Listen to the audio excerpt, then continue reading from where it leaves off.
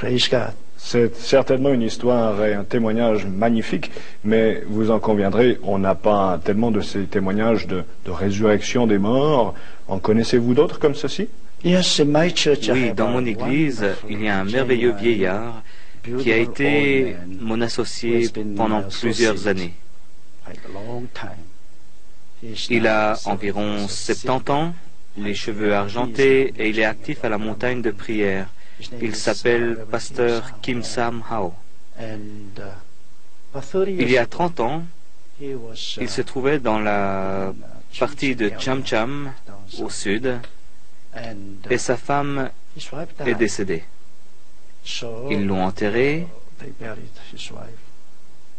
et 5 jours plus tard, il est allé avec ses enfants vers la tombe. Il pleuvait et la tombe était fendue. Tous les enfants étaient agrippés à la tombe et ils disaient « Maman respire, papa, maman respire. La tombe est fendue, sauve-la. » Mais il leur a dit « Non, il pleut, c'est une nouvelle tombe et la terre se fissure. » Il a essayé de les réconforter, il leur a donné de l'argent, puis il est retourné seul à la maison. Il pleurait, son cœur était brisé. Il a lu les Écritures. Alors qu'il chantait, il y a eu soudain une forte crise cardiaque et il est mort.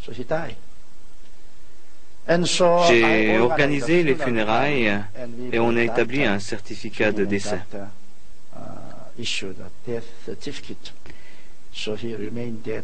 Il est resté sans vie pendant 3 jours. On a lavé son corps, on a apporté le cercueil et on était prêt à l'y placer. En Corée, nous n'avons pas de centre funéraire comme ici. Les funérailles se passent simplement à la maison. Alors qu'on était prêt à le placer dans le cercueil, il s'est levé. On était tous effrayés. Certains sont partis en courant. Ils étaient morts de peur. Mais il nous a invités à revenir vers lui. Ensuite, il m'a raconté cette histoire. Dès qu'il est tombé par terre, à cause de cette forte crise cardiaque, 2 étoiles sont descendues du ciel. Et lorsqu'elles se sont approchées, ce n'étaient pas des étoiles, mais c'étaient des anges. 2 anges. Ils lui ont dit, viens. Alors qu'il montait, il a vu un autre Kim Sam Hao couché sur son lit. Il a vu son corps couché. Mais lui quittait son corps et partait vers le ciel. Lorsqu'il s'est retourné, il a vu la terre devenir comme une petite orange jaune.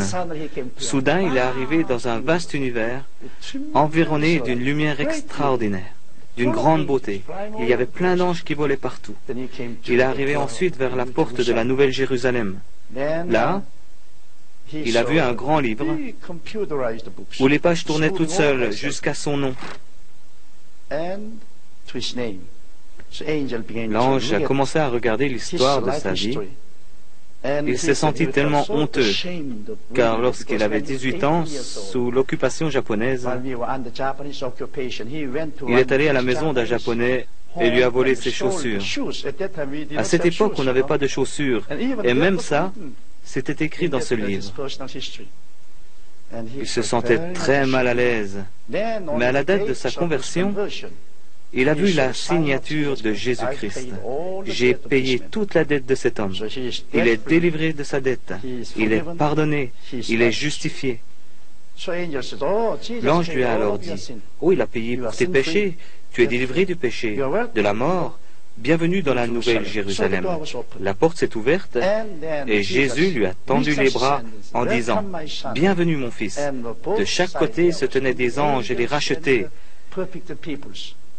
Tous disaient « Alléluia, gloire à Dieu ». Il a rencontré ensuite Étienne. Étienne lui a dit « Oh, bienvenue. Oh, frère Étienne, vous avez été lapidé? Vous n'avez pas trop souffert ?» Il a répondu « Non, je voyais la gloire de Jésus. J'étais tellement béni par Jésus que je ne voyais pas que j'étais lapidé. »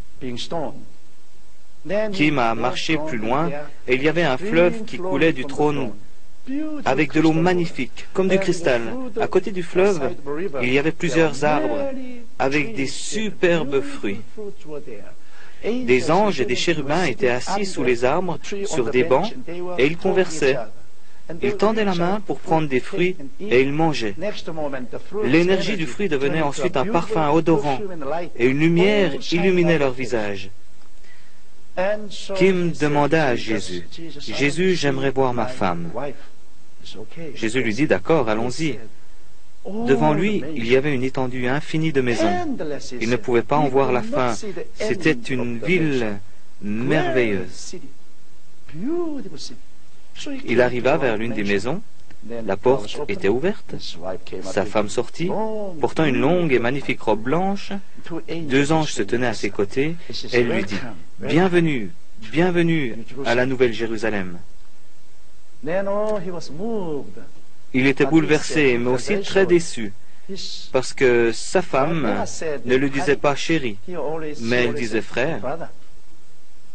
Il réalisa alors qu'il n'y a aucune différence entre les hommes et les femmes. Nous sommes tous frères au ciel. Elle lui dit, frère, je te souhaite la bienvenue. Puis elle ajouta, sur la terre, Dieu nous a donné plusieurs enfants. Ils ont maintenant le cœur brisé, je le sais. Lorsque tu retourneras, dis-leur que leur maman terrestre est plus en vie ici que sur la terre. C'est ce qu'il disait. Jésus lui dit, « Oh, tu ne peux pas rester ici trop longtemps, partons. » Il l'a conduit alors dans une immense maison de louanges. Il ne pouvait pas en voir la fin. Il y avait des gens et des anges depuis des générations et des générations qui louaient Dieu. Dieu était comme une immense montagne de lumière. Il ne pouvait pas voir Dieu, mais seulement la lumière. Il l'adorait comme une énorme vague de louanges, avec de merveilleux chants. La bénédiction coulait du trône depuis l'avant. La paix, la justice, la joie de Dieu l'envahissait tellement qu'il ne pouvait pas contenir tout ce bonheur. Jésus lui dit, « Il y a encore d'autres endroits que tu dois voir. » Ils se rendirent vers un grand restaurant. Une grande fête. Tout était prêt. Des anges étaient à la porte, cherchant quelqu'un. Kim demanda, « Mais pourquoi attendent-ils quelqu'un? Le festin est déjà préparé, et nous attendons tous que les chrétiens ressuscitent et viennent à la maison. Tout le festin est prêt. Les anges serveurs attendent que les chrétiens viennent à la maison. Et ils vivent à tout moment dans l'attente de la seconde venue de Jésus-Christ et de la résurrection de tous les chrétiens. Kim dit ensuite, « J'aimerais pouvoir voir ma maison. » « Ok, viens. » Ils passèrent à côté de beaucoup de magnifiques maisons.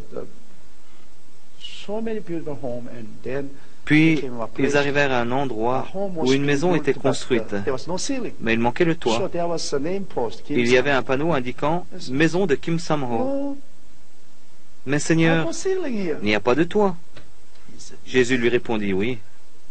Pendant que tu travailles dans le monde et accomplis beaucoup de bonnes œuvres, nous prendrons ce matériel et nous construirons le toit. Et pendant que nous utilisons ce matériel pour construire le toit, dès que ce sera terminé, j'enverrai des anges pour te ramener à la maison. Mais ce n'est pas encore le moment pour toi de demeurer ici. En attendant, nous continuons à construire ta maison. » Kim regarda la maison. Il y avait un salon, une cuisine, un bureau, mais étrangement, aucune salle de bain, ni aucun lit. « Mais il n'y a pas de salle de bain, dit-il. » Jésus lui répondit, « Tu n'en as pas besoin ici. Cette nourriture si parfaite se transforme en énergie qui remplit ton corps et se transforme en un parfum odorant. Ainsi, cette nourriture parfaite n'engendre pas de résidus. Donc tu n'as pas besoin de salle de bain. Pour le lit, on ne dort pas ici. Mais tu auras un salon, un bureau, toutes ces choses pour la communion avec tes amis. » Jésus lui dit alors, « Oh, tu dois te dépêcher. ton corps est prêt pour l'ensevelissement. Bien. Et Jésus le poussa en avant. Soudain, quelqu'un l'appela. Oh, Kim Samhao, Kim Samhao. Abraham courait vers lui. Kim le reconnut. Hé, Abraham, comment allez-vous?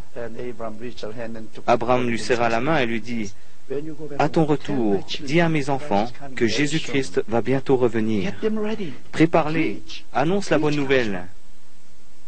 Les temps sont très courts. Jésus dit, non, tu ne peux plus rester ici. Que les anges l'emmènent rapidement à la maison. Les anges le ramenèrent dans l'espace, l'univers. Kim descendit et put voir sa maison depuis très loin. Il put voir au travers du toit. Son corps était étendu, le cercueil à côté de ses amis, prêt à l'y déposer. Il descendit, debout, vers les pieds de son corps. Jésus dit, retourne dans ton corps. Et il se leva. Cet homme est toujours en vie. Il n'aime pas beaucoup raconter cette histoire, parce qu'il est très timide et très humble. Il a peur de la raconter, parce qu'il ne veut pas que les gens le prennent pour plus qu'il n'est. Mais je suis son patron, alors quand je lui demande, il la raconte. Si jamais vous revenez en Corée avec votre équipe de télévision, je ferai des arrangements pour qu'il puisse en parler directement devant les caméras.